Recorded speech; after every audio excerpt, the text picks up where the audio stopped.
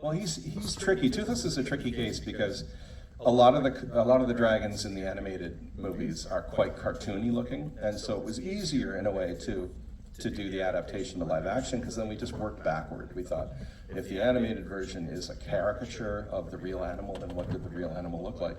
And we could lean into those references, like a crocodile for the Monstrous Nightmare, and a tropical bird for the Deadly Natter, or a fussy walrus for the Gronkel. Like, they all had animal references that we could look at real world animals and use a lot of their textures and, you know, just the collection of fat and the muscles and everything else.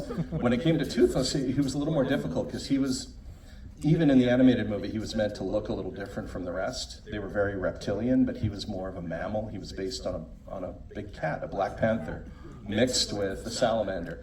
And as we tried to do the more naturalistic version of what Toothless would look like, and give him more panther-like proportions, smaller eyes, a smaller mouth, he stopped feeling like Toothless almost immediately.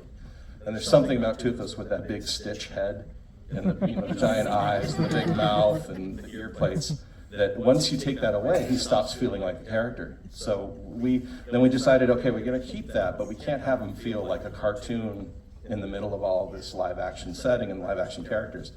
So we tried to tweak the body and make it feel really muscular and stealthy, and you know, the skin and the scales and the way they reflect the light. Like, that's where we got a lot of the photorealistic cues, but he still has the big expressive face, so hopefully it works.